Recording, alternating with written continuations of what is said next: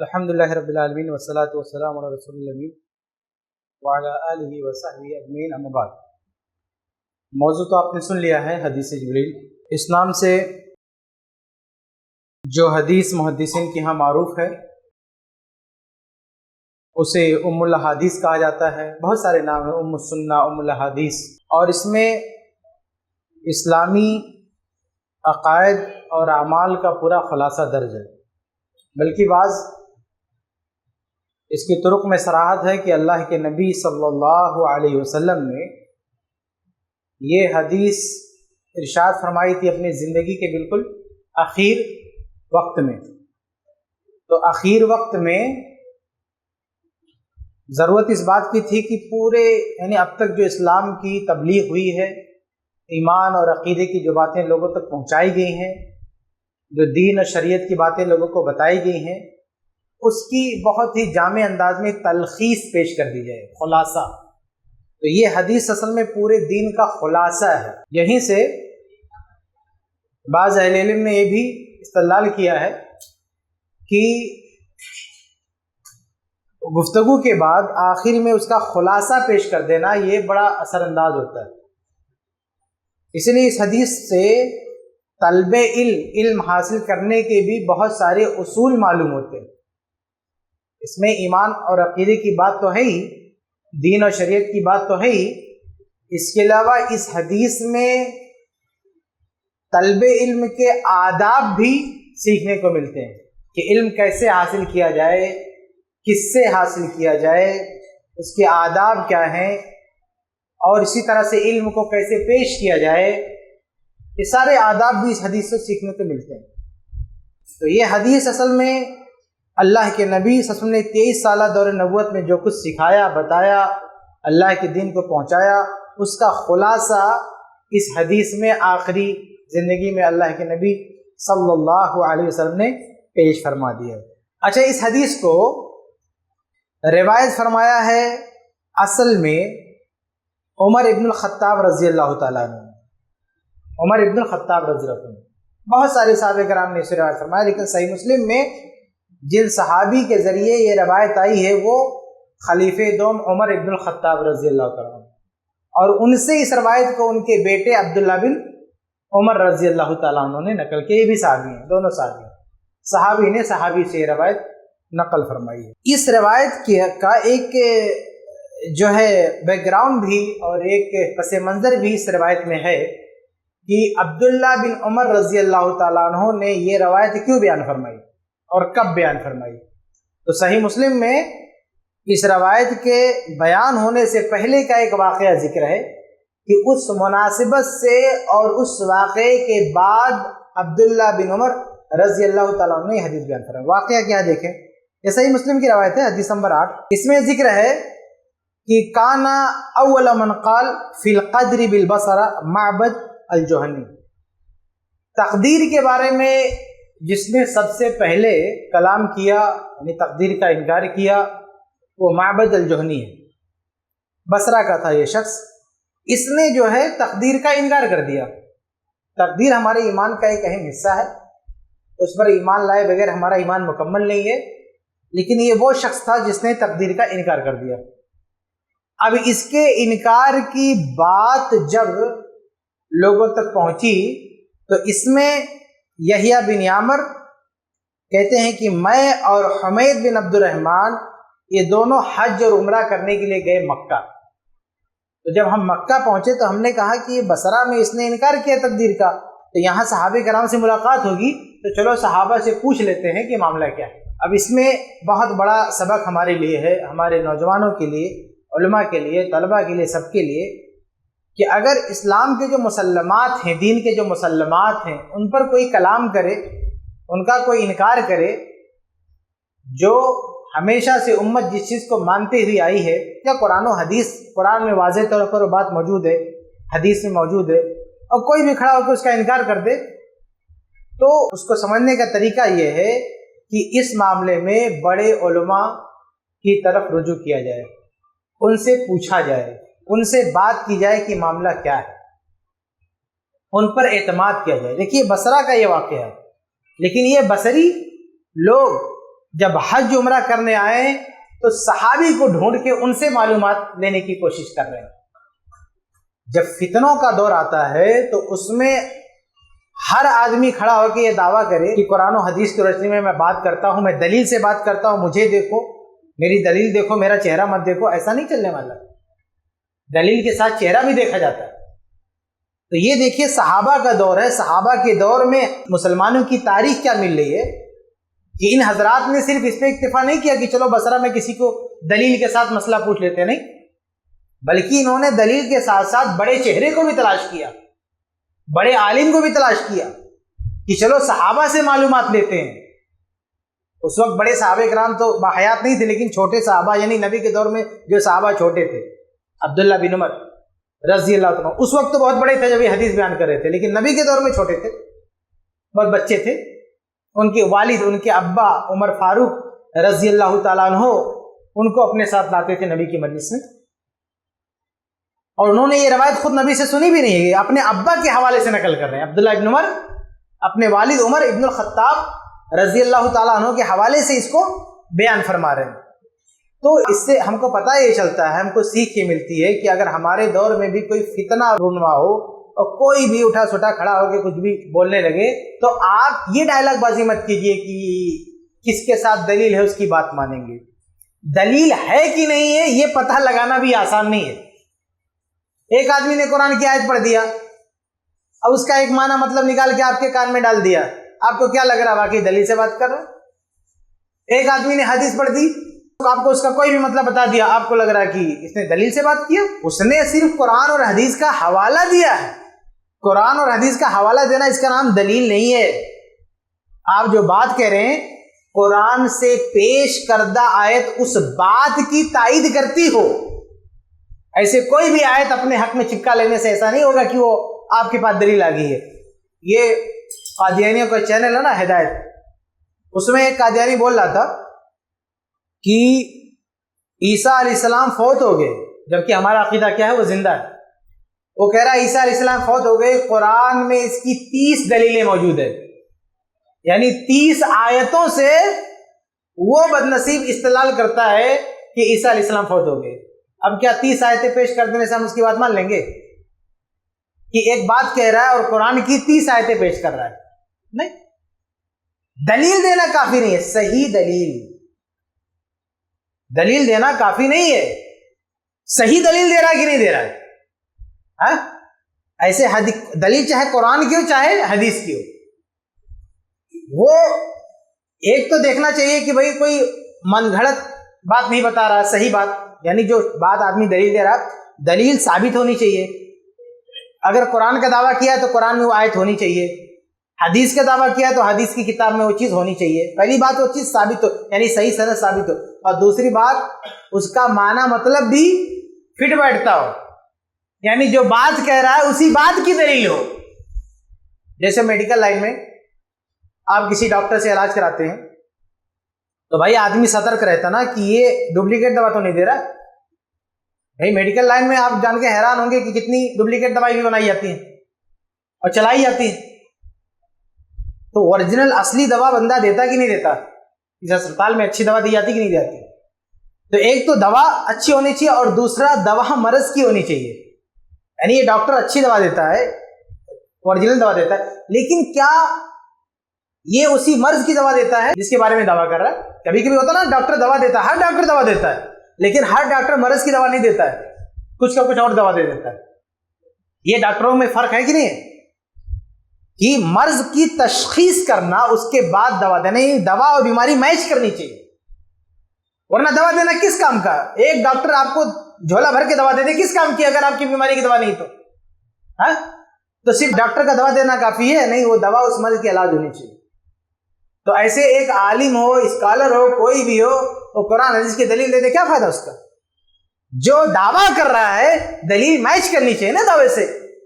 ہاں، تو جو آیت پڑھ رہا ہے اس آیت میں وہ بات ہونی چاہیے جو وہ کر رہا ہے، جو حدیث پیش کر رہا ہے اس میں وہ بات ہونی چاہیے۔ تو یہ کیسے پتا چلے گا؟ یہ بڑے علماء سے مل کے پتا چلے گا، چھوٹے لوگوں کی سمجھ میں نہیں آتا ہے۔ یہ علماء کی بات کر، اور جو عام ہے، جو علماء نہیں ہے، عوام ہے، ان کو تو کچھ سمجھ بھی نہیں آتا ہے، وہ تو قرآن حدیث پڑھ کے سنا دیا بس مگن ہو گئے۔ کہ ہاں بھائی اس نے دلیل دے دیا ہے. تو اس لیے بڑے علماء سے ملنا ضروری ہے، کیونکہ وہاں جب ملیں گے تب آپ کو پتا چلے گا کہ اس نے دلیل تو دیا ہے لیکن صحیح دلیل نہیں ہے. جیسے اگر ہم چھوٹے ڈاکٹر سے دوا لیتے ہیں دھوکہ کھا جاتے ہیں، اب جب بڑے ڈاکٹر سے ملتے ہیں اس کو کنسلٹ کرتے ہیں تب پتا چلتا ہاں یہ چھوٹے نے دوا تو دیا تھا لیکن ہماری بیماری کی دوا نہیں دیا. جھولا چھاپ ڈاکٹر نے دوا تو دیا لیکن جو اصل بیماری تھی اس کی دوا نہیں دیا.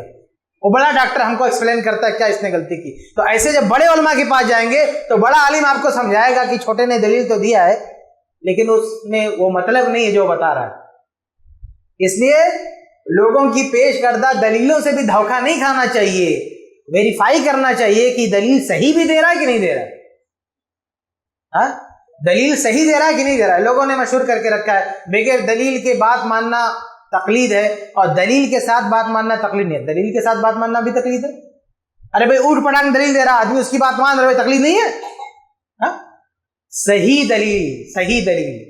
یہ ڈائلاگ بازی چھوڑو کہ جو دلیل کے ساتھ بات کرتا ہے ہم اس کی بات مانیں گے، جو دوا دے کے آپ کا علاج کرتا ہے اس کا علاج کرائیں گے. آپ ڈھونڈیں گے صحیح ڈاکٹر کون سا ہے. آپ اس بات پہ اکتفا نہیں کریں گے چلو آنکھ بند کر کے ہاں یہ ڈاکٹر دوا دے رہا ہے سب سے بیسٹ ڈاکٹر ہے. ارے دوا ٹھیک دے رہا ہے کہ نہیں دے رہا یہ بھی چیک کرنا چاہیے نا. تو ایسے نہیں کوئی آدمی کھڑا ہو کے دلیل دے رہا ہے سب سے بہترین اسکالر ہے. ارے چیک کرو دلیل صحیح بھی دے رہا ہے کہ نہیں دے رہا ہے. وہ دلیل صحیح بھی دے رہا ہے کہ نہیں دے رہا ہے اس کو چیک کرنا ضروری ہے. اور یہ چیک کرنے کے لیے جیسے میڈیکل لائن میں آپ کو بڑے ڈاکٹر سے ملنا پڑتا ہے ایسے علمی دنیا میں بھی آپ کو بڑے علماء سے ملنا پڑتا ہے. تب پتہ چلتا ہے کہ اس نے جو دلیل دیا اس میں فالٹ کہاں ہے، اس میں گڑبڑی کہاں ہے. عام آدمی اسے ڈیٹیکٹ نہیں کر پاتا ہے. اس لیے ان لوگوں نے جب حج عمرہ پر گئے تو کہا حج عمرہ کرنے آئے ہیں، اچھا موقع ہے، یہ صحابہ کی بستی ہے، صحابہ یہاں رہتے ہیں، چلو کسی صحابی کو تلاش کرتے ہیں ان سے پوچھتے ہیں تب پتہ چلے گا ماجرا کیا. اب صحابہ کے پاس گئے، عبداللہ بن عمر رضی اللہ تعالیٰ عنہ کے پاس گئے، کہتے ہیں لو لقینا احدا من اصحاب رسول اللہ فسألناہ. یہ دونوں کیا کہتے ہیں؟ بصرہ میں فتنہ برپا کیا بندے نے اور یہ دونوں مکہ میں آ رہے ہیں تحقیق کرنے کے لیے. بصرہ کے علماء سے بھی نہیں پوچھ رہے، مکہ میں حج کرنے آئے اور کہہ رہے ہیں کہ یہاں پہ صحابہ ہم کو کوئی مل جائیں گے تو ہم ان سے مسئلہ پوچھیں گے. فسألنا، کہہ رہے کاش ہم کو کوئی صحابی مل جاتا ہم اس سے یہ مسئلہ پوچھ لیتے بات کیا ہے. کہتے ہیں کہ فسألناہ عما یقول ہؤلاء فی القدر، تو ہم صحابی ملیں گے تو ہم ان سے پوچھیں گے تقدیر کے بارے میں یہ لوگ کیا کہہ رہے ہیں. کہتے ہیں کہ فأفق لنا عبداللہ ابن عمر ابن الخطاب، کہتے ہیں اتفاق سے ہم کو کون مل گئے؟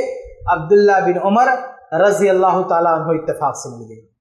عبداللہ بن عمر رضی اللہ عنہ اتفاق سے مل گئے صحابی رسول.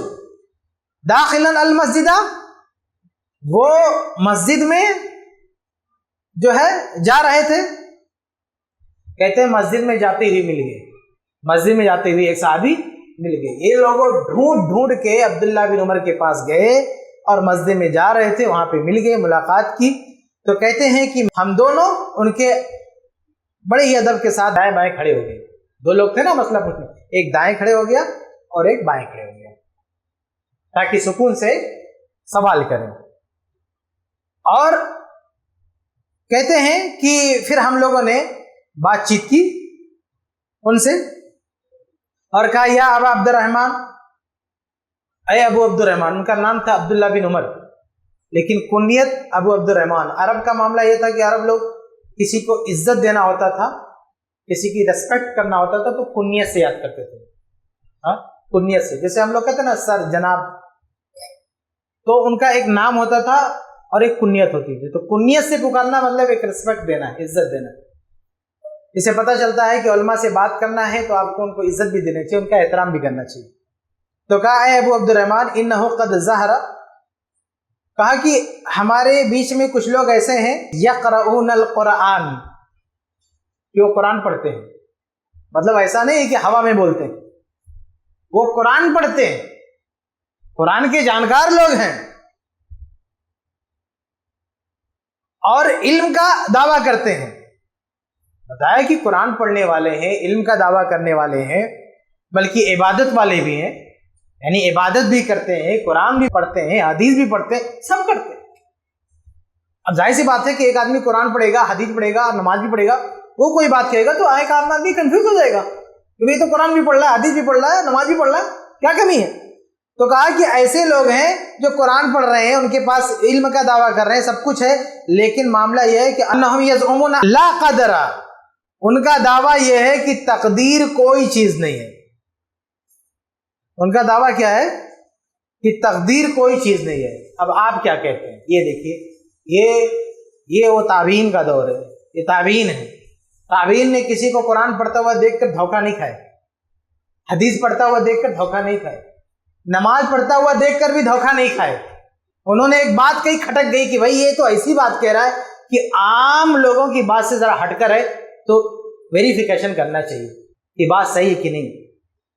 تو جا کے بڑے علماء سے مل کے، صحابہ کرام سے مل کے سوال کیا، تو عبداللہ بن عمر رضی اللہ تعالیٰ عنہ نے کہا فَإِذَا لَقِيتَ أُولَئِكَ فَأَخْبِرْهُمْ أَنِّي بَرِيءٌ مِّنْهُمْ، کہ جب تمہاری ملاقات ان لوگوں سے ہو، جانا ان کے پاس تو کہہ دینا کہ میں ان سے بری ہوں۔ کہہ دینا کہ عبداللہ بن عمر نے کہا ہے کہ عبداللہ بن عمر کا ان لوگوں سے کوئی تعلق نہیں ہے، ایسے بتا دینا ہے ان کو۔ وَأَنَّهُمْ بُرَاءٌ مِّنِّي، اور وہ بھی ہم سے بری ہیں، ہمارا ان کا کوئی تعلق ہی نہیں ہے، ہمارا عقیدہ الگ، ہمارا دین الگ، ہمارا منہج الگ، ان لوگوں کا عقیدہ الگ، ان کا دین منہج الگ، یہ ہماری عقیدے سے، ہمارے دین سے ان کی کوئی نسبت ہی نہیں رہی، نہ یہ ہمارے دین پہ نہ ہم ان کے دین پہ، جا کے ان کو بتا دینا۔ اور آگے کہا کہ وَالَّذِي يَحْلِفُ بِهِ عبداللہ ابن عمر،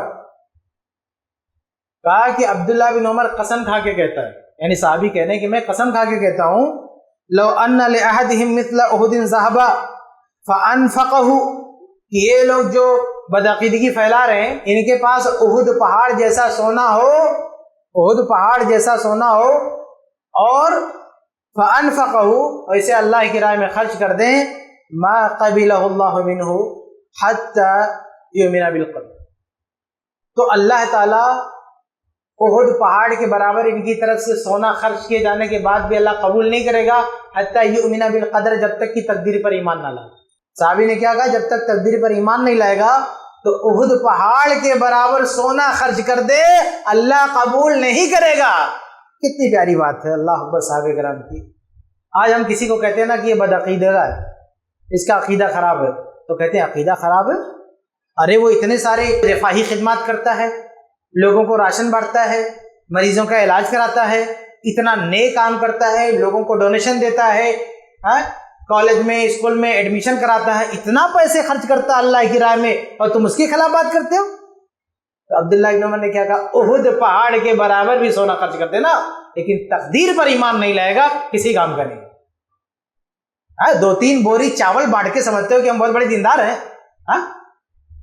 آج حالت کیا ہے کہ آدمی نے 2-3 بورا چاول بانٹ دیا، 2-3 لوگوں کا ایڈمیشن کرا دیا اسکول میں کالج میں، کسی کی مدد کر دی، اب لوگوں نے اس کو سب سے بڑا دیندار سمجھ کے رکھا ہے۔ دینداری کا معیار یہ نہیں ہے کہ ایک آدمی اللہ کی راہ میں بہت زیادہ خرچہ کر رہا ہے، نہیں، دینداری کا معیار یہ نہیں ہے۔ اگر عقیدہ صحیح نہیں ہے تو یہ چھوٹی موٹی جو ہے رفاہی خدمات تو جانے دیجیے، احد پہاڑ کے برابر سونا خرچہ کر دے، پوری دنیا میں بانٹ دے، پوری دنیا سے غریبی ختم کر دے، کسی کام کا نہیں، اگر اس کا عقیدہ صحیح نہیں تو یہ بہت پیاری بات کی عبداللہ بن عمر نے کہ ان کا انفاق فی سبیل اللہ۔ تو آج یہ ان لوگوں کو بطور خاص اس جملے پہ غور کرنا چاہیے جو رفاہی خدمات کا حوالہ دیتے پھرتے ہیں کہ یہ جماعت والے، یہ لوگ بہت زیادہ لوگوں کی خدمت کرتے ہیں، کیا بولتے ہیں، سوشل ورک کرتے ہیں، اور تم لوگ تو کچھ نہیں کرتے ہو۔ بھائی ایک آدمی سوشل ورک کر رہا ہے لیکن اگر اس کا عقیدہ ایمان صحیح نہیں تو بیکار ہے، اور ایک آدمی سوشل ورک نہیں کر رہا ہے، ایمان عقیدہ بچائے ہوئے نا، اس سے لاکھ درجہ بہتر ہے، سمجھے، اس سے لاکھ درجہ بہتر ہے۔ تو عبداللہ بن عمر رضی اللہ تعالیٰ عنہ نے یہ بات قسم کھا کے کہی ہے، قسم کھا کر کہی ہے کہ احد پہاڑ کے برابر سونا خرچ کرتے، کسی کام کا نہیں ہے۔ یہ سب کہنے کے بعد آگے انہوں نے کہا، کیا کہا کہ حدثنی ابی، اب دلیل دیا انہوں نے بھی۔ یہ سب کہنے کے بعد، سمجھانے کے بعد، ان کا منہج قبلہ درست کرنے کے بعد اب دلیل دے رہے ہیں، عبداللہ ابن عمر بھی دلیل دے رہے۔ اس سے پتہ چلا دلیل کے ساتھ تو بات کرنی ہے، دلیل وہ بھی دے رہے تھے نا جو بصرہ والے تھے، جو تقدیر کا انکار کر رہے تھے، دلیل یہ صحابی دے رہے ہیں، دونوں میں فرق ہے۔ ان کی دلیل کسی کام کی نہیں. اور یہ صحابی کی دلیل اللہ کے نبی کے شاگرد ہیں، صحابہ کے ساتھ اٹھنے بیٹھنے والے ہیں، سینئر صحابہ کے ساتھی ہیں، ان کی اولاد ہیں صحابہ کی. ظاہر سی بات ہے یہ حدیث پیش کریں، اس کا فہم پیش کریں، اس کا معاملہ یہ الگ ہے. تو اب انہوں نے دلیل دیا، اور دلیل میں جو حدیث پیش کی اسی کا نام ہے حدیث جبریل.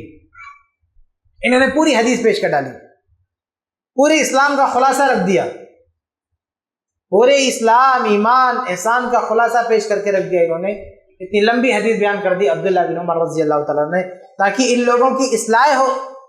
ظاہر سی بات ہے اس سے دیکھیے، اس سے ہم کو ایک سبق ملتا ہے. اتنی لمبی حدیث، یعنی چھوٹا سا مسئلہ تھا، اتنی لمبی حدیث کیوں بیان کر دی؟ اگر اس کا بیک گراؤنڈ ہمارے سامنے نہ ہو تو سمجھ میں نہیں آتا. بھائی وہ بصرہ سے آئے ہوئے طلبہ لوگ ہیں، ابھی سن کے چلے جائیں گے، تو ایسے لوگوں کو ایک مطلب اہم معلومات ان کے سامنے رکھنی چاہیے تاکہ یہ وہاں جا کر بھی کام آئے. تو چونکہ یہ مسافر لوگ تھے، ابھی سن کے جانے والے تھے، اس لیے حدیث جبریل سنا دی. تقدیر سے متعلق اور بھی حدیثیں ہیں، بہت حدیث ہیں. مسئلہ صرف تقدیر کا تھا نا، لیکن تقدیر سے متعلق اور بھی حدیثیں ہیں، اور بھی آیتیں ہیں، وہ پڑھ دینا کافی تھا. لیکن انہوں نے سب سے، یعنی حدیثوں میں جو سب سے اہم حدیث تھی، جس کو ام الحدیث کہا جاتا ہے، اس حدیث کو سامنے رکھ دیا. یہ سنو اور اپنا ایمان عقیدہ ٹھیک کرو. مسئلہ صرف تقدیر کا تھا، لیکن سب کچھ ان کو سکھا دیا. اس سے ہمیں جو ہے ایک سبق ملتا ہے کہ جب کہیں پہ کوئی فتنہ ہو تو اس کا علاج کرنے کے ساتھ ساتھ اور بھی جو اندیشے ہوں اس کا بھی علاج کر دینا چاہیے. جب ڈاکٹر دوا دیتا نا تو کسی مرض کی دوا دینے کے ساتھ ساتھ کچھ دوائیں اور بھی دے دیتا ہے، اس کا کوئی ریئیکشن نہ ہو، اور بھی کچھ گڑبڑ ہو تو وہ بھی سب ٹھیک ٹھاک ہو جائے. تو ایسے عبداللہ بن عمر رضی اللہ عنہ نے جب دیکھا کہ یہ تو تقدیر کا انکار کر رہے ہیں، تو پتہ نہیں ان کے عقیدے اور ایمان کا کیا لیول ہے، پتہ نہیں. اس لیے ان کو صرف تقدیر کے مسئلے میں جواب نہیں چاہیے، ان کو ایمان کے حوالے سے بھی ان کی تعلیم ہونی چاہیے، اسلام کے حوالے سے بھی ان کی تعلیم ہونی چاہیے، احسان کے حوالے سے بھی ان کی تعلیم ہونی چاہیے. وہ ساری بات ان کو بتا دی عبداللہ بن عمر رضی اللہ عنہ. تو کہا کہ میرے ابا نے بیان کیا، کیا بیان کیا؟ اب وہ آگے حدیث جبریل شروع ہو رہی ہے کہ بینما نحن عند رسول اللہ صلی اللہ علیہ وسلم ذات یوم، کہ ایک دن ہم اللہ کے نبی صلی اللہ علیہ وسلم کے ساتھ بیٹھے ہوئے تھے. اذ طلع علینا رجل شدید و بیاض الثیاب شدید و سواد الشعر. ہم نبی کے ساتھ بیٹھے ہوئے تھے، اتنے میں ایک شخص آتا ہے جس کا کپڑا انتہائی سفید ہے، اس کے بال بہت کالے ہیں، اور لا یرا علیہ اثر السفر، اور اس پر سفر کے آثار بھی نہیں دکھ رہے ہیں. ولا یعرفہ منا احد، اور ہم میں سے کوئی اس کو پہچان بھی نہیں رہا. بڑی عجیب بات ہے نا کہ ایک ایسا شخص آیا ہے جس کو پہچان کوئی نہیں رہا. تو پہچان کوئی نہیں رہا تو سفر کے آثار دکھنے چاہیے کہ بھئی کہیں باہر سے آیا ہے. آج کے زمانے کی طرح تھوڑی اے سی ٹرین چلتی ہے پتہ ہی نہیں چلے سفر سے آیا کہ نہیں آیا. اس زمانے میں جو ہے اونٹ ہے، گھوڑا ہے، گدھا ہے، ان سے سواری ہوتی تھی، وہ دیکھتے ہی پتہ چل جاتا تھا یہ مسافر ہے. لیکن اس کہتے ہیں کہ نہ تو سفر کے آثار دکھ رہے ہیں اور نہ پہچان میں آ رہا یہ ہے کون، کہاں سے آیا بھائی. تو وہ شخص آتا ہے، اور آگے روایت میں ہے، سب سے آخر میں وضاحت ہو رہی ہے، اس لیے میں پہلے وضاحت کر دیتا ہوں تاکہ بات سمجھنے میں آسانی ہو. یہ جبریل علیہ السلام تھے. یہ کون تھے؟ جبریل علیہ السلام تھے، انسانی شکل میں آئے تھے. آگے اللہ کے نبی نے خود بتایا وہ کون تھے کہ وہ چلے گئے تھے. تو یہ وجہ تھی کہ ان پر سفر کے آثار نہیں دکھ رہے تھے، اور نہ ان کو کوئی پہچان رہا تھا. یہ وجہ تھی کیونکہ وہ انسان تھے ہی نہیں، انسانی شکل میں آئے تھے. اس سے پتہ چلتا ہے کہ فرشتے انسانی شکل میں بھی آ سکتے ہیں. اچھا اب آئے تو کیا ہوا؟ روایت میں کیا ہے؟ حتی جلس الی النبی صلی اللہ علیہ وسلم فاسند رکبتیہ الی رکبتیہ ووضع کفیہ علی فخذیہ وقال یا محمد. جبریل السلام آئے، اپنا جو ہے گھٹنا نبی کے گھٹنے سے ملا کے بیٹھ گئے، اپنا ہاتھ نبی کے دونوں کے گھنٹے میں رکھا، کہا یا محمد، اے محمد. کہا کہ اے محمد. یہ جو انداز تھا نا، یہ اصل میں اس وقت کے عرابیوں کا انداز تھا. دیہاتی لوگ آتے تھے تو اللہ کے نبی صلی اللہ علیہ وسلم کے ساتھ دوڑتے ہی پہنچ گئے، ایک سوال کرنا ہے، یہ ہے وہ ہے. لیکن جو سینئر صحابہ تھے، بڑے صحابہ تھے، جو نبی کے ساتھ رہنے والے تھے، وہ اس درجہ ادب کرتے تھے کہ اللہ کے نبی صلی اللہ علیہ وسلم کے ساتھ اس طرح نہیں اٹھتے بیٹھتے تھے. دور سے آئے اور گھٹنے سے گھٹنا لگا دیا، ہاتھ رکھ دیا، اے محمد تو کہتے ہی نہیں تھے، یا رسول اللہ کہتے تھے، یا محمد نہیں کہتے تھے. یا محمد یا تو آپ کو ملے گا کہ فرشتے کی زبانی، یا کوئی دیہاتی آ کے کہہ دیا ہوگا کسی روایت میں یا محمد. لیکن جو بڑے صحابہ تھے وہ اللہ کے نبی کو نام لے کے نہیں پکارتے تھے، کیا کہتے تھے؟ یا رسول اللہ، اللہ کے رسول کہتے تھے. اب یہ بعض محدثین نے لکھا ہے کہ یہ جو انداز اپنایا عرابی نے، مقصد یہ تھا، مطلب عرابی جیسا جو ہے انداز اپنایا، مقصد یہ تھا تاکہ لوگ متوجہ ہو جائیں. صحابہ کرام بعض روایت میں آتا ہے کہ وہ کہتے تھے کہ اللہ کے نبی سوال کرتے ہوئے ڈرتے تھے، مطلب ہیبت رہتی تھی، تو پسند کرتے تھے کہ کوئی بندہ آ جاتا اور نبی سے سوال کرتا، ہم کو سننے کو ملتا. بعض صحابہ کرام کہتے ہیں کہ ہم چاہتے تھے کہ کوئی آتا اور نبی سے پوچھتا، خود ہیبت اور ادب میں، احترام میں سوال نہیں کرتے. تو یہ عربی کے انداز میں آیا. آپ سارے جتنے لوگ تھے محلے میں سب متوجہ ہو گئے کہ اب معلوم نہیں کیا کیا سوال ہوں گے، کیا کیا جواب ہوگا، چلو سیکھو. ہاں، تو اس سے بعد علماء نے لکھا ہے کہ اگر علم کی مجلس ہے تو لوگوں کی توجہ حاصل کرنے کے جو ذرائع ہو سکتے وہ اختیار کرنا چاہیے. یعنی ہر وہ کام کرنا چاہیے جس سے لوگوں کی توجہ ہم اپنی طرف کھینچ سکیں. تو جبرائیل علیہ السلام نے عربی کے انداز میں نبی صلی اللہ علیہ وسلم کی خدمت میں آئے تاکہ لوگ متوجہ ہو جائیں، لوگ دیکھنے لگے کہ بھئی کیا ہونے جا رہا ہے. تو جس انداز سے آگے بیٹھے نا، اس انداز نے سب کو مجبور کر دیا کہ سب ہماری طرف آگے دیکھیں. چنانچہ سب کی نگاہیں جم گئی، یہ کون ہے، کیا سوال کرنے لگا، سب دیکھنے لگے. اب جبرائیل علیہ السلام نے سوال کیا، کیا کہا کہ اے محمد اخبرنی عن الاسلام، مجھے اسلام کے بارے میں بتائیں. کہا مجھے اسلام کے بارے میں بتائیے. اللہ کے نبی صلی اللہ علیہ وسلم نے جواب دیا، الاسلام ان تشهد ان لا الہ الا اللہ وان محمد رسول اللہ وتقیم الصلاۃ وتؤتی الزکاۃ وتصوم رمضان وتحج البیت ان استطعت الیہ سبیلا. اسلام کے جو 5 ارکان تھے بیان کر دیا کہ اقرار شہادتین، گواہی دینا کہ اللہ کے علاوہ کوئی معبود برحق نہیں، نبی صلی اللہ علیہ وسلم اللہ کے رسول ہیں، محمد صلی اللہ علیہ وسلم اللہ کے رسول ہیں، اور نماز قائم کرنی ہے، زکوٰۃ دینی ہے، رمضان کے روزے رکھنے ہیں، اور حج کرنا ہے اگر اس کی طاقت ہے تو. یہ 5 ارکان ہیں نا اسلام کے. کہا یہ ہے اسلام، کہا یہ ہے اسلام. یہ اسلام کی وہ ارکان ہے نا جن کی زندگی بھر تبلیغ کی اللہ کے رسول نے. اور اس حدیث میں، اس واقعے میں جو میں آپ کو بتایا شروع میں کہ زندگی کے اخیر کا واقعہ ہے، تو یہ ساری تعلیمات سمیٹ دی گئی. یہ اسلام کی ڈیفینیشن، اسلام کیا؟ یہ 5 چیزیں، یعنی اسلام کا پورا خلاصہ سامنے رکھ دیا گیا. اقرار شہادتین، نماز قائم کرنا، زکوٰۃ دینا، اور اسی طرح سے رمضان کے روزے رکھنا، اور اگر طاقت ہے تو خانہ کعبہ کا حج کرنا، خانہ کعبہ جانا، حج کرنا. اچھا، اس پہ میں تفصیلات پیش نہیں کروں گا کہ اقرار شہادتین کے کیا کیا تقاضے ہیں یا نماز کا کیا مسئلہ ہے. ہم آگے بڑھتے ہیں کیونکہ ہمارے پاس وقت کم ہے اور حدیث بہت طویل ہے. تو اسلام کی جو ارکان تھے وہ بتا دیے گئے کہ ان ساری چیزوں پہ عمل کرنا ہے. اس میں ہے قال صدقت، جب اس شخص نے یہ باتیں سنی تو کہا صدقت، اے نبی آپ نے سچ کہا.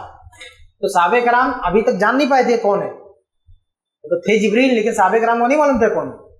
تو صحابہ کرام کہتے ہیں کہ فعجبنا له يسأله ويصدقه، کہ ہمیں بڑا تعجب ہوا کہ بندہ پوچھ رہا ہے اور جواب ملنے پہ تائید کر رہا ہے کہ آپ نے صحیح بولا. صحابہ کرام حیران لگے کہ یہ کون ہے سوال کرنے والا جو نبی کو کہہ رہا ہے کہ آپ نے صحیح جواب دیا ہے، ہاں؟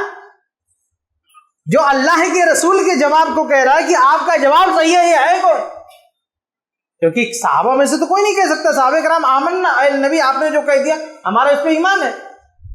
لیکن یہ پہلی بار ایسا ہوا تھا کہ کوئی کسی نے سوال کیا اور جواب ملنے پہ کیا کہہ رہا ہے؟ اے آپ سچ کہہ رہے. تو یہاں سے بعض علماء نے یہ استدلال کیا ہے طلاب علم کے لیے کہ کبھی کبھی لوگوں کو سکھانے کے لیے اگر کسی سوال کا جواب آپ کو پتہ ہے تو بھی سوال کر دینا چاہیے. جیسے کوئی علمی مجلس ہے, کوئی عالم ہے, آپ کو جواب پتہ ہے لیکن آپ چاہتے ہیں کہ ابھی مولانا صاحب جواب دیں گے تو 3-4 اور لوگوں کو پتہ چل جائے گا, مجھے تو معلوم ہی ہے. تو اس طرح سے سوالات آپ کر سکتے ہیں, گرچہ آپ کو پتہ ہو لیکن آپ کے سوال کرنے اور جواب دینے کے بہانے اور بھی کچھ لوگوں کو پتہ چل جائے گی وہ بات. تو جانتے ہوئے بھی کبھی سوال کر لینا چاہیے. اہل علم نے اس سے استدلال کیا ہے. جبرائیل علیہ السلام کو جواب پتہ تھا لیکن سوال اس لیے کر رہے تھے تاکہ جو لوگ بیٹھے ہوئے ہیں چاروں طرف ان کو پتہ چلے کہ اسلام کیا ہے. تو سوال کیا اور جواب ملنے کے بعد یہ بھی کہہ دیا کہ آپ صحیح کہہ رہے ہیں. آگے قال فاخبرنی عن الایمان, دوسرا سوال کیا انہوں نے, یعنی جبرائیل علیہ السلام نے کہا کہ اب مجھے ایمان کے بارے میں آپ بتائیں. قال ان تؤمن باللہ وملائکتہ وکتبہ ورسلہ والیوم الآخر وتؤمن بالقدر خیرہ وشرہ قال صدقت. کیا ایمان کے بارے میں بتائیں؟ تو اللہ کے نبی صلی اللہ علیہ وسلم نے کہا کہ ایمان یہ ہے کہ اللہ پر ایمان لاؤ, فرشتوں پر ایمان لاؤ, اللہ کی کتابوں پر ایمان لاؤ, اس کے رسولوں پر ایمان لاؤ, آخرت کے دن پر ایمان لاؤ اور تقدیر کے خیر و شر پر ایمان لاؤ. یہ جملہ ہے نا, وَتُؤْمِنَ بِالْقَدَرِ خَيْرِهِ وَشَرِّهِ, یہی ایک چھوٹی سی لائن ہے جس کے لیے ابن عمر نے وہ سامنے والوں کو, یہ وہ دلیل کا حصہ ہے جو ان کو دینا تھا دلیل, لیکن اس کے ساتھ پوری حدیث سنا رہے ہیں کیونکہ ابن عمر جانتے ہیں کہ یہ تو حج کرنے آئے بیچارے چلے جائیں گے اپنے گاؤں, تو ان کو دلیل ایسی دی جائے کہ جس میں ان کے سوال کا جواب ہونے کے ساتھ ساتھ بہت ساری چیزیں ان کو سیکھنے کو مل جائیں. تو ایمان کے بارے میں کہا کہ ایمان یہ ہے کہ اللہ پر ایمان لاؤ, فرشتوں پر ایمان لاؤ, کتابوں پر ایمان لاؤ, رسولوں پر ایمان لاؤ, آخرت کے دن پر ایمان لاؤ, تقدیر پر ایمان لاؤ. اس کو ارکان ایمان کہتے ہیں کہ ایمان کے 6 ارکان ہیں. اس میں سے ہر ایک کی اپنی اپنی تشریح ہے. یعنی اللہ پر ایمان لانے کا کیا مطلب ہے, تو اللہ پر ایمان لانے کا بھی ایک معنی مفہوم ہے. ابھی وقت نہیں ہے کہ ہم تفصیل کے ساتھ پھر بات کریں, لیکن مختصراً یہ سمجھ لیں کہ اللہ پر ایمان لانے کا مطلب یہ کہ اللہ تعالیٰ موجود ہے, پہلے یہ مانے. پھر اللہ تعالیٰ سب کو پالنے والا, پوسنے والا, روزی روٹی کا مالک اللہ تعالیٰ ہے, وہی دینے والا ہے. اور پھر تیسری چیز یہ کہ اللہ تعالیٰ ہی کی عبادت کرنی ہے, کسی اور کی عبادت نہیں کرنی ہے. چوتھی چیز کہ اللہ تعالیٰ کی جو خصوصیات ہیں, جو اسماء و صفات ہیں, اس میں اللہ کے ساتھ کوئی شریک نہیں ہے. یہ ساری چیزیں مانیں گے تب کہہ سکتے ہیں کہ اللہ پہ ہمارا ایمان ہے. صرف دعویٰ کافی نہیں ہوتا نا. نہ مشرکین مکہ بھی کہتے تھے کہ اللہ کو ہم اپنا رب مانتے, لیکن وہ شرک کرتے تھے. تو دعویٰ تو کوئی بھی کرتا ہے ہم اللہ کو مانتے ہیں, لیکن صرف دعویٰ کافی نہیں ہے. اللہ کو رب مان لیا یعنی اللہ کو پالنہار مان لیا, تو اب اللہ کے علاوہ کسی اور کے سامنے نہیں جھکتا. رکوع کرنا صرف اللہ کے لیے, نماز پڑھنا صرف اللہ کے لیے, سجدہ صرف اللہ کے لیے, اولاد مانگنا صرف اللہ سے, شفا مانگی صرف اللہ سے, دولت مانگی صرف اللہ سے, سب کچھ صرف اللہ سے, اللہ کے علاوہ کسی اور سے کچھ نہیں مانگنا. یعنی یہ عبادت کی جو بھی قسمیں وہ صرف اللہ رب العالمین کے. دوسرا جو ہے فرشتوں پر ایمان, تو فرشتوں پر ایمان میں بھی کئی چیزیں شامل ہیں. ایک تو یہ ماننا کہ فرشتے موجود ہیں, اور اسی طرح سے یہ ماننا کہ فرشتوں کے نام ہیں, اسی طرح سے یہ بھی ماننا کہ فرشتوں کی صفات ہیں, کچھ ان کی خصوصیات ہیں. اسی طرح یہ بھی ماننا کہ فرشتے کچھ مخصوص کام کرتے ہیں. کوئی فرشتہ جان نکالتا ہے, کوئی فرشتہ اللہ کا پیغام رسولوں تک لاتا ہے, الگ الگ ان کے کام ہیں. ان ساری چیزوں کو ماننے کو کہتے ہیں فرشتوں پر ایمان لانا. تو فرشتوں پر ایمان لانے میں یہ ساری چیزیں شامل ہیں. ایسے کتابوں پر ایمان لانا یعنی اللہ تعالیٰ کی کتابوں پر ایمان لانا, جیسے قرآن. تو اللہ تعالیٰ کی کتاب پر ایمان لانے کا مطلب ہے کہ سب سے پہلے یہ تسلیم کریں کہ یہ کتاب اللہ کی طرف سے نازل کی ہوئی ہے, یہ ماننا. اسی طرح سے اس کا جو نام ہے کتابوں کا, اس نام کے ساتھ اس کتاب کو ماننا, جیسے قرآن ہے, تورات, زبور, انجیل وغیرہ, الگ الگ نام کے ساتھ ان کتابوں کو ماننا. اور ایسے ہی قرآن اور حدیث نے, قرآن کی جو بات ہے اس میں تو کوئی مسئلہ ہی نہیں ہے, محفوظ ہے. لیکن قرآن سے پہلے جو آسمانی کتابیں ہیں اس میں کیا صحیح ہے کیا غلط ہے, اس کے لیے معیار ہمارا قرآن ہے. ہمارے قرآن سے تصدیق ہوتی ہے کسی بات کی تو صحیح ہے, ہمارا قرآن کسی بات کو جھٹلا رہا ہے تو بات غلط ہے. جیسے عیسیٰ علیہ السلام کو سولی دی گئی, اگر ایسی بات ملتی ہے تو ہمارے قرآن کہتا ہے نہیں سولی نہیں دی گئی, تو بات غلط ہے. تو پرانی جو آسمانی کتابیں تھیں لوگوں نے اس میں رد و بدل کر دیا, لیکن قرآن میں رد و بدل کی گنجائش نہیں ہے. اور ایسے ہی عمل کرنا ہے, قرآن پہ تو پورا عمل کرنا ہے. قرآن کے علاوہ جو پہلی کتابیں ہیں, اگر قرآن نے ان باتوں کی تائید کی ہے جو منسوخ نہیں ہے تو اس پہ عمل کرنا ہے. ہر آسمانی کتاب میں یہ حکم ہے توحید کا, تو توحید کا حکم تو سب نے دیا ہے, ایک اللہ کی عبادت کرنا ہے. یہ بات قرآن میں بھی, تورات, زبور, انجیل سب میں. تو سب کو ماننا ہے، اس بات کے حوالے سے سب کو ماننا ہے۔ ایسے رسولوں پر ایمان ہے، رسولوں پر ایمان کا مطلب ہے کہ رسولوں کو سچا جاننا ہے کہ رسول سچے تھے، رسولوں نے کوئی بات اپنی طرف سے نہیں کی ہے، ان کے جو نام ہیں ان پر ایمان لانا ہے۔ محمد صلی اللہ علیہ وسلم ہمارے نبی ہے، موسیٰ، عیسیٰ، ابراہیم، جتنے ناموں کے ساتھ ان کا ذکر ہے ناموں کے ساتھ ماننا ہے، اور اسی طرح سے ان کے جو واقعات قرآن میں آئے ہیں سب کو ماننا ہے، ایمان لانا ہے۔ سورہ کہف ہے، موسیٰ علیہ السلام کا واقعہ ہے، آدم علیہ السلام کا واقعہ ہے، اور خضر علیہ السلام کا سورہ کہف میں جو ذکر ہے، راجے قول کے مطابق وہ نبی تھے، ولی نہیں، نبی تھے وہ، یہ سب ماننا ہے۔ اور زندگی گزارنے کے لیے اپنے نبی کی شریعت کو فالو کرنا ہے۔ ہمارے نبی محمد صلی اللہ علیہ وسلم، سارے نبیوں کو ماننا ہے، لیکن جو شریعت ہے، جو ضابط حیات ہے ہمارے لیے، جس کو ہمیں فالو کرنا، وہ ہمارے نبی صلی اللہ علیہ وسلم نے جو سکھایا اسی کے مطابق ہم۔ اور آگے بڑھتے ہیں، آخرت کے دن پر ایمان لانا۔ تو آخرت کے دن پر ایمان لانے میں بہت ساری چیزیں ہیں، جیسے یہ ایمان لانا ہے، آخرت کے دن پر ایمان لانے کا مطلب یہ ہے کہ ایک دن سارے لوگ دوبارہ زندہ کیے جائیں گے، ایک دن سارے لوگ دوبارہ زندہ کیے جائیں گے، اور اس کے بعد کیا ہوگا؟ حساب و کتاب ہوگا، اور حساب و کتاب کے بعد کیا ہوگا؟ یا تو جنت یا جہنم۔ اس کو کہتے ہیں آخرت پر ایمان لانا۔ تو آخرت پر ایمان لانے کا مطلب یہ ماننا کہ ایک دن سب مر جائیں گے، مر تو رہے، کوئی بچ رہا، ایک دن سب ختم ہونے کے بعد دوبارہ زندہ کیے جائیں گے، اور دوبارہ زندہ کیے جانے کے بعد سب کا حساب و کتاب ہوگا، اور حساب و کتاب کے بعد یا تو جنت یا جہنم۔ اس کو کہتے ہیں آخرت پر ایمان لانا۔ اور آگے بڑھتے ہیں، تقدیر پر ایمان۔ تقدیر پر ایمان کا مطلب یہ ہے کہ یہ بھی بڑا ویسا مسئلہ ہے، اچھوں کو الجھن میں ڈال دیتا ہے، اور اسی مسئلے میں تو یہ پوری حدیث بیان کروائی ابن عمر کے زبانی، یعنی تقدیر ہی کا مسئلہ تھا نا، بندے نے تقدیر کا انکار کر دیا تھا۔ تو تقدیر پر ایمان لانا واجب ہے، یہ بتانے کے لیے ہی ابن عمر رضی اللہ تعالیٰ نے پوری حدیث بیان کی۔ تقدیر پر ایمان لانے میں بھی کئی چیزیں ہیں، جیسے ایک یہ کہ اللہ تعالیٰ ساری چیز کو جانتا ہے، سب کچھ جانتا ہے، پہلے کیا ہوا، آگے کیا ہوگا، یہ سب جانتا ہے۔ اللہ تعالیٰ کو غیب کا علم ہے، علم غیب ہے، پہلے کیا ہوا یہ بھی اللہ جانتا ہے، ابھی کیا ہو رہا ہے یہ بھی اللہ جانتا ہے، اور آگے کیا ہوگا یہ بھی اللہ جانتا ہے، سب کچھ اللہ جانتا ہے۔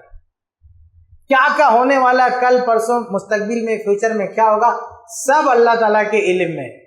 ہم اور آپ نہیں آتے ہمارے ساتھ کل کیا ہوگا، ہم زندہ رہیں گے مر جائیں گے، ہم کو پتہ ہے؟ نہیں پتہ ہے، لیکن اللہ کو پتہ ہے، اللہ کو معلوم ہے، اللہ کو معلوم ہے کہ کل کیا ہونے والا ہے، اللہ تعالیٰ کو اس بات کا علم ہے۔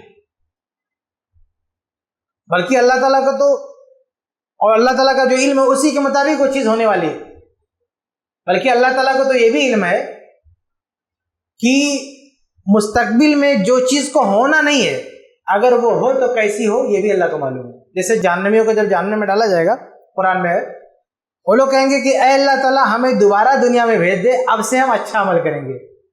تو اللہ کہے گا اگر دوبارہ بھیجوں گا تو دوبارہ بھی تم لوگ یہی حرکتیں کرو گے، تو دوبارہ بھیجے گا نہیں اللہ تعالیٰ، لیکن اللہ کو رزلٹ معلوم ہے کہ اگر ان کو دوبارہ بھیجا تو پھر یہ وہی کریں گے۔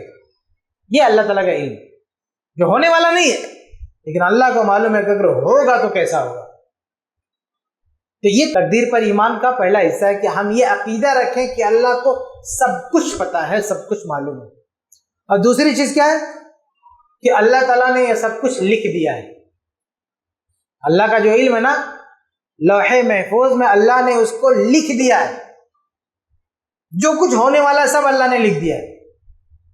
یہی جو دوسری چیز ہے نا، اس کو جب آدمی الگ سے دیکھتا ہے، یعنی تقدیر کی تمام چیزوں کو اکٹھا کر کے نہیں سوچتا ہے، اور صرف اسی چیز پہ بات ہوتی ہے نا کہ اللہ نے سب کچھ لکھ دیا ہے، تو آدمی کنفیوز ہو جاتا ہے۔ اب کہیں کسی کے بارے میں کون جنتی ہے کون جہنمی اللہ نے پہلے سے لکھ کے رکھا ہے، تو آدمی کنفیوز ہو جاتا ہے کہ جب اللہ نے پہلے سے لکھ کے رکھا ہے تو ہم تو مجبور ہیں، اس لیے آدمی تقدیر کا انکار کرتا ہے۔ تو اس کو آپ پہلے حصے سے جوڑ کے دیکھو کہ اللہ کے پاس سارا علم ہے، تو اللہ نے جو لکھا ہے اس لیے تھوڑی لکھا ہے کہ کسی کو جہنم میں لکھا ہے کہ اس کو جہنم میں ڈالنا ہے، کسی کو جنتی لکھا ہے کہ اس کو جہنم میں ڈالنا ہے، نہیں، اللہ کو معلوم تھا کہ یہ لوگ جنت والا عمل کریں گے یا جہنم والا عمل کریں گے، اللہ کو علم ہے، رزلٹ اللہ کو معلوم ہے نا۔ تو اللہ نے اپنی معلومات کو، اپنے علم کو لکھا ہے۔ اللہ نے اس لیے نہیں لکھا ہے کہ کسی کو جہنمی بنانا ہے، اس لیے نہیں لکھا ہے کسی کو جنتی بنانا، اللہ کو علم ہے، اپنے علم کو اللہ نے لکھا۔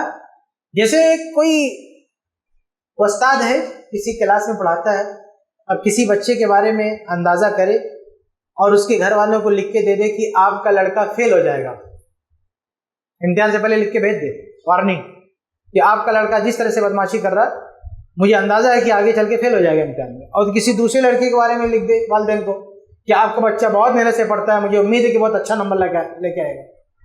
اب اگر واقعی امتحان میں یہ لڑکا فیل ہو گیا اور یہ اچھا نمبر لایا تو کیا کہیں گے؟ ٹیچر نے لکھا تھا اس وجہ سے اچھا نمبر لایا۔ اب وہ بندہ جو فیل ہوا لڑکا بولے کہ ہماری کیا غلطی ہو، تو ہمارے ٹیچر نے پہلے لکھ دیا تھا میں فیل ہو جاؤں گا۔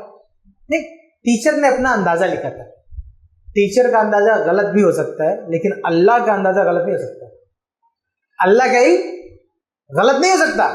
تو اللہ نے بھی جو لکھا ہے نا کون جنتی ہے کون جہنمی ہے، اس لیے لکھا ہے، اللہ کو معلوم ہے، اللہ نے اپنے علم کو لکھا، اس میں اعتراض کیا؟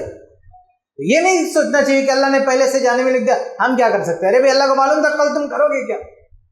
اللہ کو نے اپنے علم کو لکھا، ہم کریں گے اپنی مرضی سے لیکن اللہ کو معلوم ہے، اللہ کو معلوم ہے اور ہم اپنی، تو معلوم اگر پہلے سے کسی چیز کا اندازہ ہو جائے جس کا مطلب نہیں کہ ہماری وجہ سے ہو رہا ہے، ہم نے لکھا ہے اس وجہ سے ہو رہا ہے۔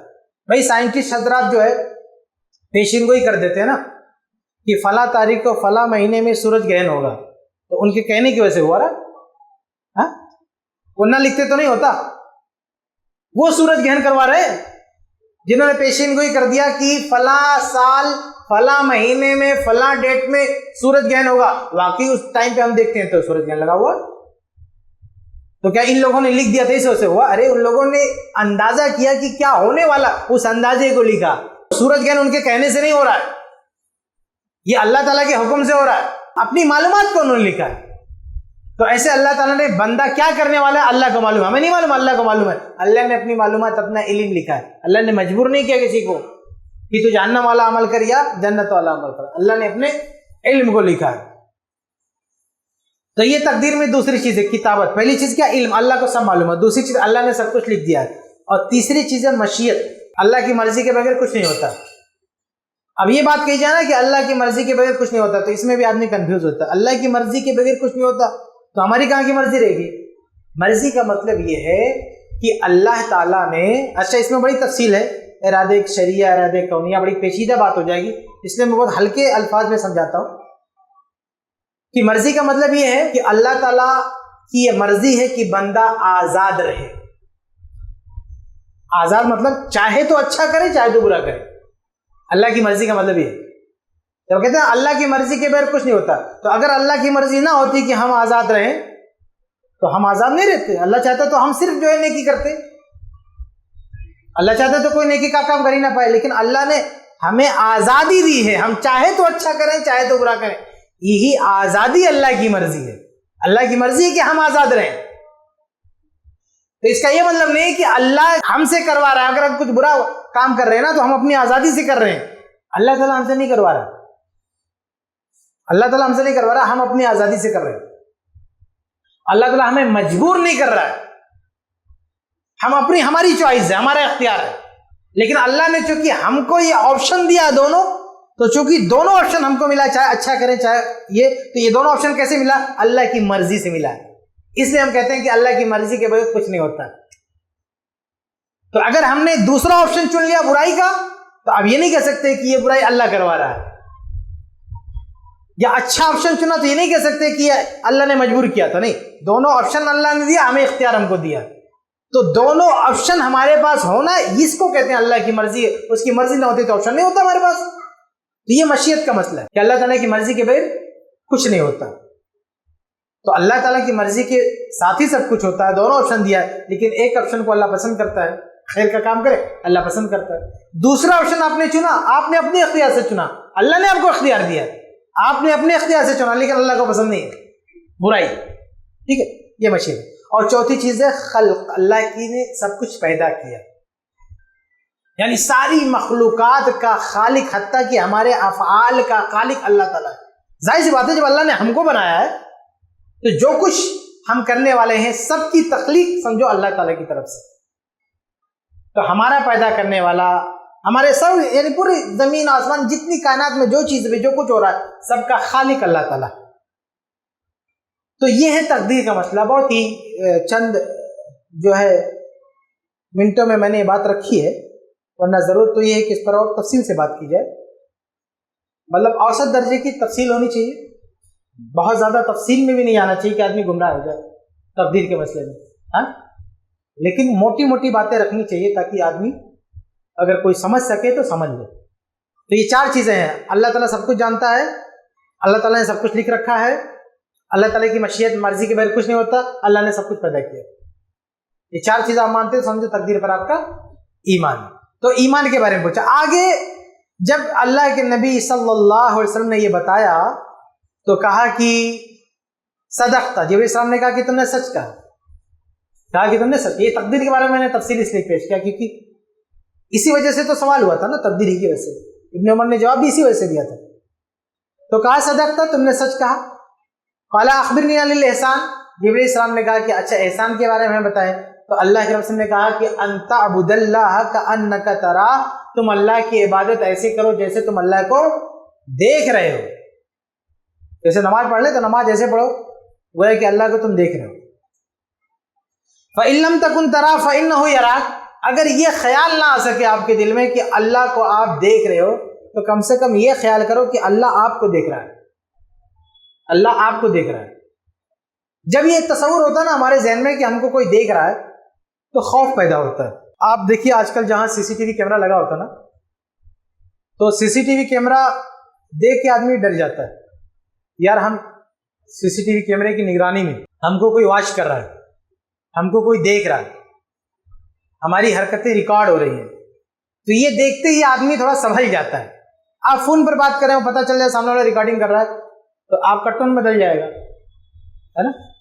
آپ کہیں بیٹھے ہوں اور آپ کی کوئی ریکارڈنگ ہوئی ہے, دیکھیے کیمرہ لگا ہوا, ہم یہاں پہ بات کر رہے ہیں, تو جب کیمرہ لگا ہے تو بات کرنے کا انداز تھوڑا سا کنٹرول میں رہتا ہے. کیمرہ نہ ہو تو آدمی کچھ بھی بول دیتا ہے, بے خوف ہوتا ہے. ہم عام لوگ ہی نا علماء کی بات کرتے ہیں.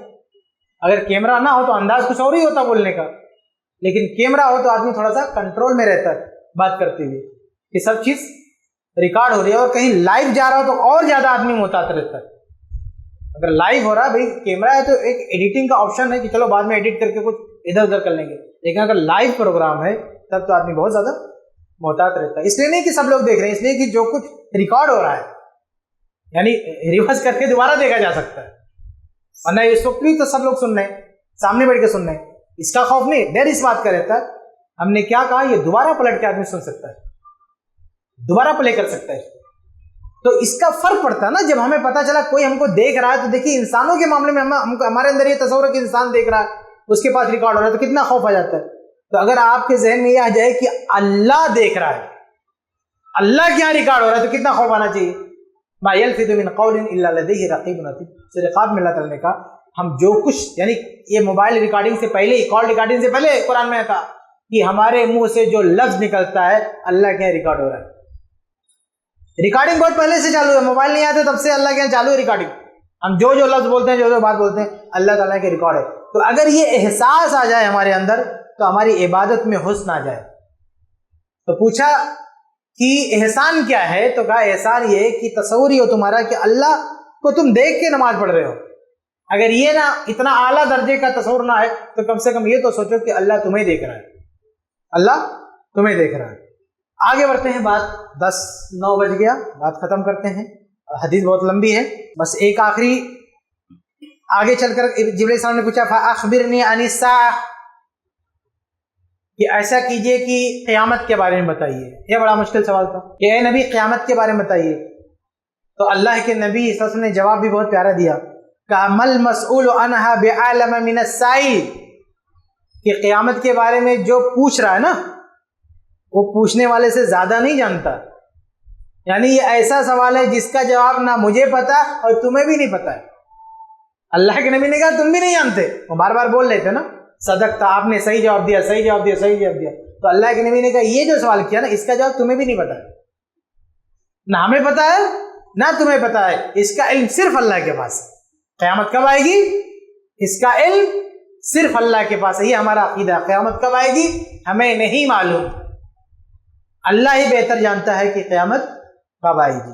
ایک ایک سے پاگل لوگ گزرے ہیں دنیا میں, بھائی پیشین گوئی کر کے بہت لوگ دنیا میں گئے کہ اتنا سالوں بعد قیامت آئے, اتنا سالوں بعد قیامت آئے, ابھی تک نہیں آئی. سب کی پیشین گوئی گئی. تو یہ اللہ کے علم میں تو کیوں آدمی اپنی زبان خراب کرتا بلا وجہ؟ جب اللہ کے نبی نے کہہ دیا مجھے نہیں معلوم، جبرائیل علیہ السلام کو نہیں معلوم، تو پھر یہ معمولی انسان کیسے پیشن گوئی کر دیتا ہے کہ قیامت آنے والی ہے؟ نہیں۔ اچھا کیا کہا فَأَخْبِرْنِي عَنْ أَمَارَاتِهَا، تو ایسا ہے اگر قیامت کب آئے گی یہ نہیں بتا سکتے تو قیامت کی نشانیوں کے بارے میں بتا دیں، قیامت کی علامات، اس کے آثار، اس کی نشانیاں۔ تو اللہ کے نبی صلی اللہ علیہ وسلم نے اس کی نشانیاں بتائی۔ یہ اللہ تعالیٰ نے بتایا ہے نبی کو، نبی نے ہم کو بتایا، لیکن قیامت کب آئے گی یہ علم صرف اللہ کے پاس ہے، اللہ کے علاوہ کوئی نہیں جانتا۔ لیکن قیامت کی کچھ نشانیاں، چھوٹی نشانیاں، بڑی نشانیاں، ہر طرح کی نشانیاں ہیں، وہ نشانیاں نبی کو بتائی گئی تھی اور نبی نے اس امت کو بتائی، اس میں بہت ساری نشانیاں پوری بھی ہو چکی ہیں۔ تو کیا نشانیاں ہیں؟ کہا ان تلد الامۃ ربتها، نشانی یہ ہے کہ باندی اپنے آقا کو جنے گی، باندی ہے نا غلام لوڈی، وہ جنے گی اپنے آقا کو۔ اس کا کیا مطلب ہے؟ باندی اپنے آقا کو جنے گی۔ تو اس کا عام طور سے جو مفہوم بیان کیا جاتا ہے وہ یہ کہ اولاد نافرمان پیدا ہوگی، اولاد نافرمان پیدا ہوگی، یعنی باندی سے مراد ماں ہے، حالانکہ کسی روایت میں ام کا لفظ نہیں ہے، الام کا لفظ کسی روایت میں نہیں۔ تو کچھ علماء نے کہا کہ باندی سے مراد ماں ہے، مطلب یہ ہے کہ مائیں ایسے بچے پیدا کریں گے کہ وہ کل چل کے ماں باپ پہ حکم چلائیں گے۔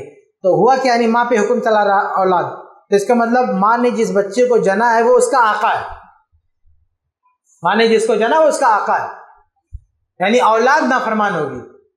یہ عام طور سے علماء نے، لیکن آج کے دور میں بعض اہل علم نے یہ کہا ہے کہ اس سے مراد یہ ہے، کیونکہ یہ قیامت کی نشانی ہے، کہتے ہیں کہ اولاد کی نافرمانی اگر قیامت کی نشانی ہوتی تو یہ تو پہلے بھی ہو رہی تھی، یعنی پرانے زمانے میں بھی اولاد ماں باپ کی نافرمان ہوتی تھی۔ نوح علیہ السلام کے بیٹے نے اپنے باپ کی بات مانی؟ نہیں مانی۔ تو ایسے نافرمان اولاد تو پہلے سے رہی ہیں، تو نبی جو کہہ رہے ہیں نا اس کا مطلب قیامت کے قریب کچھ ہونے والا ہے، اس لیے اس کا مطلب کچھ اور ہے۔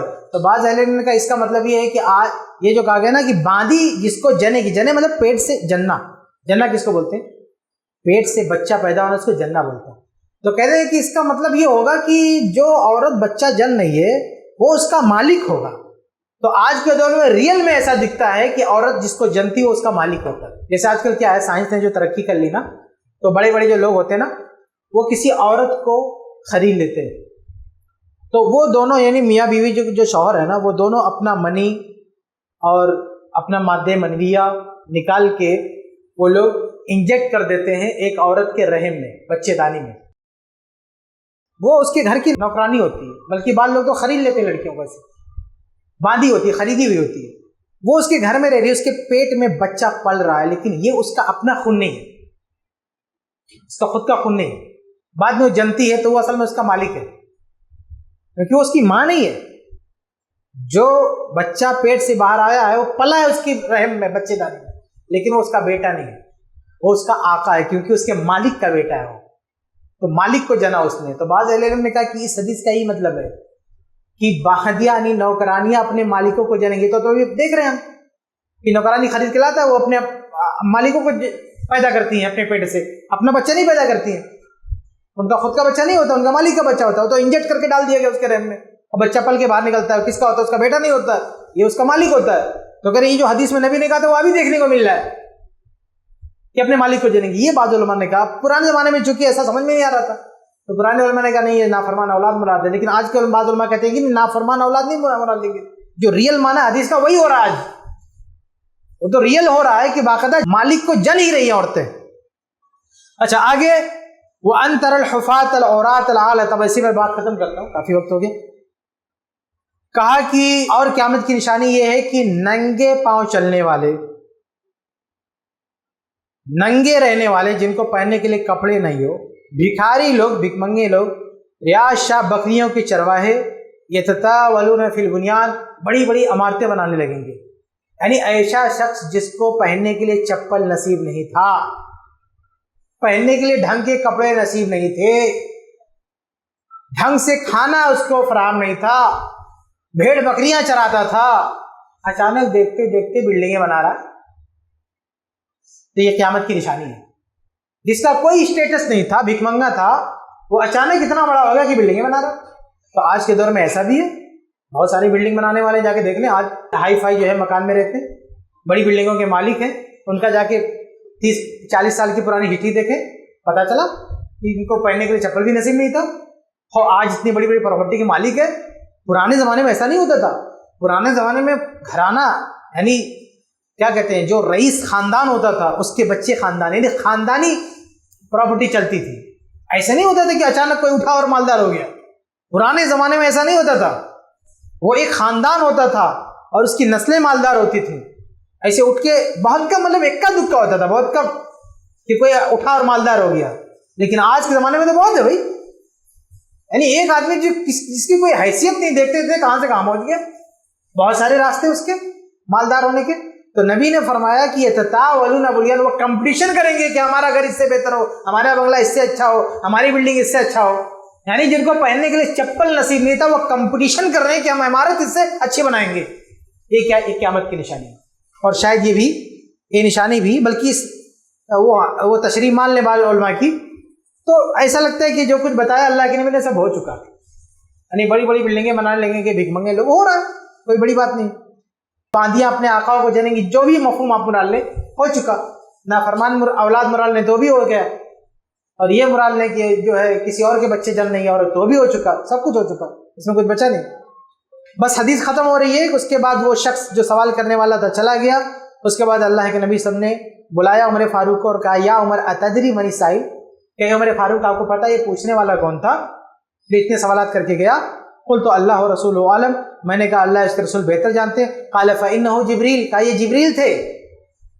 جبریل تھے، اتاکم یعلمکم دینکم، یہ تمہیں تمہارا دین سکھانے آئے تھے۔ اللہ کے نبی نے اس حدیث میں مذکور ساری باتوں کو دین کہا ہے، کیا کہا ہے؟ یہ تمہیں تمہارا دین سکھانے آئے تھے۔ تو جس میں اسلام کی بات ہے، ایمان کی بات ہے، احسان کی بات ہے، تقدیر کی بات ہے، قیامت کی نشانیوں کی بات ہے، یہ ساری چیزیں دین ہے، دین، یہ دین کا حصہ ہے، یہ تمہیں تمہارا دین سکھانے آئے تھے۔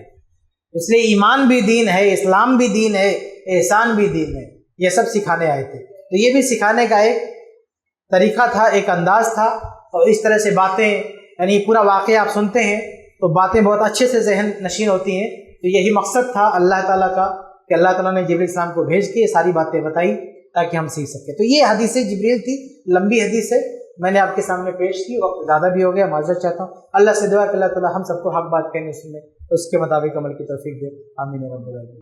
ایسے ہی فائدہ مند اسلامک ویڈیوز دیکھنے اور منہج سلف پر کتاب و سنت کی تعلیمات کو عام کرنے میں ہمارا تعاون کریں تاکہ آپ کے لیے ذریعہ نجات، جنت کے حصول کا سبب، ساتھ ہی مال میں برکت و اضافے کا ذریعہ بھی بنے، آمین۔ جزاک اللہ خیرن۔